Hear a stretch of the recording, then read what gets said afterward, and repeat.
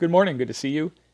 We're talking today about missions, and we think of how can we support a missionary to bring the gospel somewhere overseas, right? And so we look for a person and we try and narrow it down. Who can we have come in, and who will our people give to? Well, what if I said that there was a way we could support not one, not 10, not 20, not even just 100, but what if we could support almost 700 people bringing the gospel overseas to more than 70 people groups, to more than 140 cities around the world? What I'm talking about are alliance missions. And these are missionaries and other international workers who are on the front lines of bringing the gospel to unreached or underreached people groups around the world, bringing it in their languages, bringing it in ways that can multiply rather than just add, that creates independent churches, not just churches based on U.S. help and U.S. resources.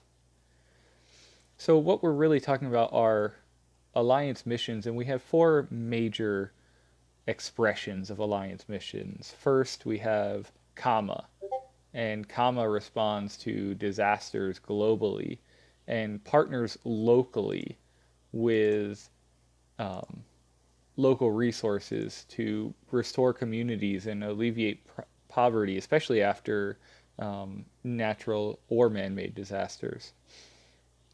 Secondly, we have marketplace ministries, and facilitates professionals in fields going in and using their expertise to a community to disciple people around them.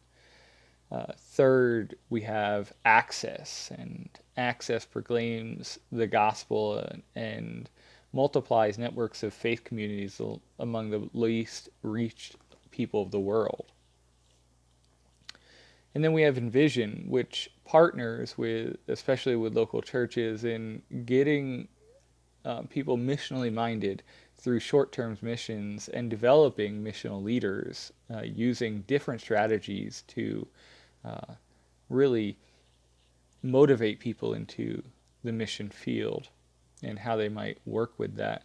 Now you say, well, okay, that sounds great, but how do we partner with that? Well, we partner with it through what is called the Great Commission Fund. And as part of the alliance, we are designed by in our bylaws and our constitution to give to the Great Commission Fund, and we're required or at least adjured to give 10% of our yearly income toward it. And that's through extra donations that we give on top of our tithe and offering so that we might see the work of the gospel brought to the nations. And in that, we can perform a great duty, and we have a great privilege to reach many peoples rather than just one group of people through one missionary that we give to each month. But in this, we can reach thousands and millions with the seed of the gospel. So I hope today that you will consider supporting Alliance Missions through the Great Commission Fund.